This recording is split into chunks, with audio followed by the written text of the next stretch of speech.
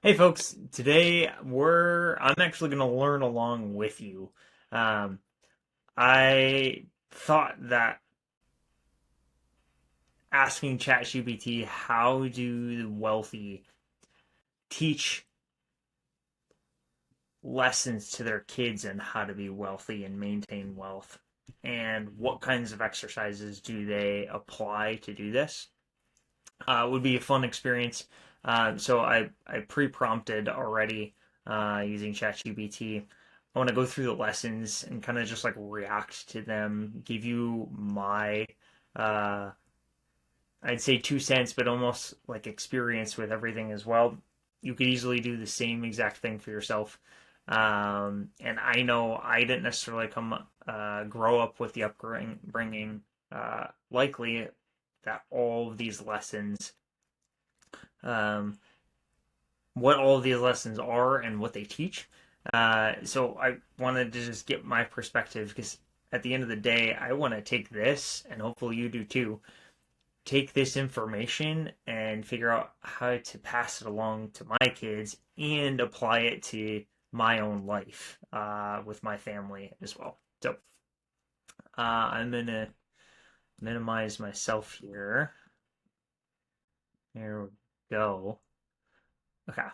And I was looking to put this in a video format, so you've got general hook and information that's going to be here. But I think one of the big things, is that financial education isn't standard in all education systems. Not all schools teach personal finance or financial literacy. Um, I had some basic finance in my, I'll call it elementary through high school, learning money and change. And then I also took accounting in high school. So I had a couple years of accounting under my belt when I graduated high school. So I had some understanding and information on money, but even learning the skills of bookkeeping and how to balance sheets and didn't necessarily help me make the mindset shift to apply some of this stuff for myself, which I only got experience through when I got into college, continued studying, and actually met some entrepreneurs that kind of helped change perspective on things. Um, so the I mean, most kids just learn math, but they don't, and basic math is all you, I think, really need to learn and understand about money, and you should be able to apply that to money situations. But I think, at least again, the education system that I went through didn't necessarily help me integrate what that looks like in my own life. So the first is the money mindset lesson. Wealthy parents instill that money is a tool, not a stressor. Uh, what are the differences between scarcity and abundance thinking, and practical ways of teaching kids allowance tied to problem solving and not chores? Um, I will say, I mean, money was a stress in my whole household. I know it is in many households. And I think that really came from the foundation of my parents did instill actually like seeking out opportunities. But we didn't necessarily always have the means. And so we had to go, again, seek out those things like I mowed lawns. Uh, I never shoveled sidewalks, but I did the whole lemonade stand thing when I was really young. Um, trying to think of other. I have all sorts of Pokemon cards and Yu-Gi-Oh cards and stuff that I've never sold. I do have some of them. I know they're valuable, but at the end of the day, what this comes down to is like seeking out value opportunities to bring to someone. So again, mowing someone's lawn that saves them time, and it might be not an activity that they like to do. Something that I'm seeking out as well. For a number of different reasons, but there's plenty of money out there. They, at least in the U.S., they continually print money every day that doesn't have any significant backing since we moved off the gold standard. All money is based off of really just debt. Um, so yeah, I think the entire lesson here is money is a tool to help you live out your life and your values, and there are many different ways to go about acquiring financial resources to do so. Assets versus liabilities. So I learned this again through accounting, but the simple breakdown of how money works, what grows and what drains. If you watched my last video on talking about assets versus liabilities, certain things grow in value over time. If you got real estate or other types of properties versus things that take money out of your paycheck. But the thing with that is you also have to be thinking about just not the asset itself, but is it a income producing asset versus is it a just an asset that holds and retains value. So another example of that might be, a generic stock versus a dividend producing stock. A dividend producing stock is something that provides you cash flow on a routine basis, where their promise in most situations is that they'll pay you dividends over certain periods of time, versus just a stock that may grow in value that you then sell, expecting gains from that stock. So, and that's a cool, I think, exercise. And I asked ChatGPT for additional exercises down below. But having kids sort out assets versus toys that lose value. Value creation, kind of like we were talking about here with the abundance mindset, but getting a job versus finding opportunities to create value. So like a lemonade stand and how to scale that, and knowing and understanding your market and customers, which I think this is great for helping to teach entrepreneurial thinking from a very young age. I don't know how else to say this. I mean, you find problems and you help solve problems for people.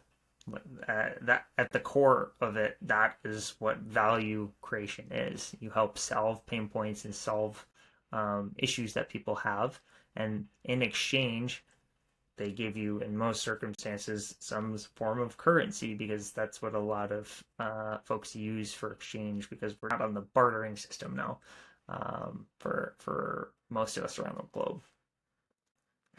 Delayed gratification and investing. Wealthy parents encourage saving and investing in patience. They explain compounding in kid-friendly terms. Compounding, the concept of compounding over time. A great book, actually.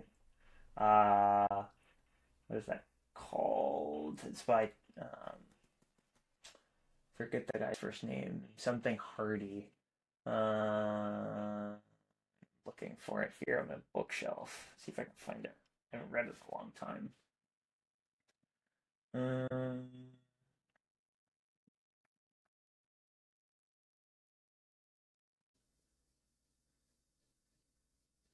Compound Effect. Here we go. Darren Hardy. I was going to say Tom Hardy, but that's the actor. Darren Hardy, The Compound Effect. At the end of the day, time is your biggest asset, especially in the markets. You want to get in early and invest consistently. The book talks about, and not just this book, but many personal finance books talk about if you get started early, you could invest for like the first 10 years when you're really young, a consistent amount, like a couple $100, and you may only end up investing, I'm making up numbers here, but like $20,000 in total or something like that in that period of time. And that could grow to multi-million dollars by the time you're age 70 at just an average market rate return here in the US, which is like anywhere from 8 to 10%. We've been a little bit higher the last handful of years, like the last decade. It's been, I think, closer to 10% than 8%. But that concept is, you build consistency, and that builds traction, and it works for money, works for activities, etc. If you're trying to build out a YouTube channel, you're trying to build out anything, being consistent with something is going to be the most important thing, getting started and being consistent. And that over time will bear bigger fruits than you can probably imagine. And delayed gratification, the marshmallow test. But do that with money jars: spend, save, invest, give. I've heard the concept of the three: spend, save, and give. But invest obviously makes sense, because the point of it, again, investing is getting a return and having it pay you back over the long haul. Generational wealth and stewardship. The wealthy don't just build wealth, they prepare kids to manage it. Family meetings, trust building, responsibility with money, teaching kids to be stewards, not just spenders. I didn't grow up doing these activities. We never really talked about, our money, being like stewards of our money. And we didn't have family meetings around money, to say the least. But definitely a concept. My son is just getting to the age where he can kind of start to understand some of this stuff. So it's something I intend to incorporate in our family unit. Because then everyone also becomes involved. They all have decisions and responsibilities and input into how your wealth grows and how you allocate it, not just to yourself, but any causes that you may have that you want to input any of your financial resources into. I think this is a really good concept. I plan to learn more about all of this, and hopefully you do too, because I'm, again, kind of just reviewing it on the spot here. But I think that's the big thing, is making money a normal topic to talk about, having conversations and having routine communication about it. At the end of the day, I mean, you talk about it all the time, whether or not you have sit-down meetings, because the way that you interact, the way that you behave, especially when certain financial events happen, like, it often changes our behavior and how we interact in the household. And kids might not completely understand it, but I think they pick up on this stuff. They pick up on the feelings. They pick up on what your belief is without you having to explicitly state it. I would say that's, again, something that's an underlying thing that I work through. So let's see. Let's see some of the exercises that it has come up with. Well, that's interesting. Only over 70% of U.S. teens graduate without a personal finance class. So I didn't think it was that low, but that's incredible. What the wealthy teach: money is a tool to create freedom, not something to fear or hoard. Instead of saying we can't afford that, they ask, how could we afford that? Teaching resourcefulness. Dinner table conversations normalize discussions about investing, businesses, and opportunities. Give them $10 and ask, how can you use this to make more money by next week? I think that's not only a good activity for kids, but people just in general, to get back to, like, how can I make this money grow and how far can I stretch it? That's probably the wrong way to phrase it. Assets versus liabilities. The difference between what puts money in your pocket versus what takes money out. When buying a car, they explain depreciation and contrast it with buying rental property that generates income. Show kids stock portfolio and rental property cash flow and how it works monthly. Have them sort items around the house into assets versus liabilities. Books, tools, rental property, shares, toys, gadgets, debt.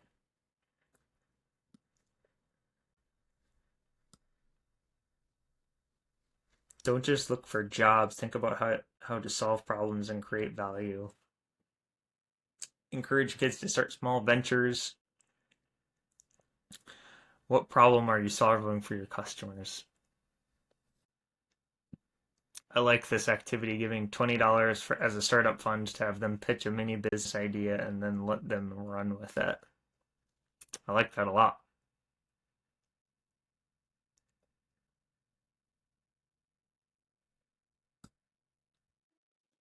Delayed gratification.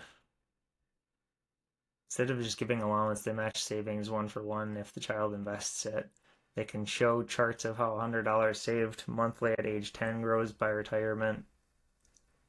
Set up 4 clear jars: spend, save, invest, give. When they get money, have them divide it. Over time, review how the invest jar grows when put into an actual youth investment account. Generational stewardship and wealth. Wealth is a responsibility to manage, not just something to consume. Monthly family meetings to talk about family goals, businesses, and charitable giving. Kids are brought into trust discussions or given mini portfolios to manage. Some families require teens to earn matching contributions into their college or business fund. Create a family wealth mission statement together where the family money should go. Yeah, I like this. I think these are all great examples of activities. Start family money talks weekly. Open a youth brokerage savings account. Help kids run a side project. Use mistakes as teachable moments. Yeah, and I'm sure there's plenty other ideas that people can think of. So, anyway, I've found this is a fun activity just to again review the things that you may have learned about money growing up and how they might differ from your upbringing, and kind of reflect on them and think of like, well, how can I incorporate some of this stuff into my life, and what do I want to incorporate into my life, and what does wealth actually mean to you? So, I hope this was enjoyable. If you want more content like this, um, hit the subscribe button below. That's simple. And also join my school community of Raising Capital. I'll put a link in the description below. Um, it's, again, a community for people and parents to learn about finance together, to elevate your own finances and also pass down those lessons to your future generations. So, with that, excited to see you in the next video, and we'll catch you next time.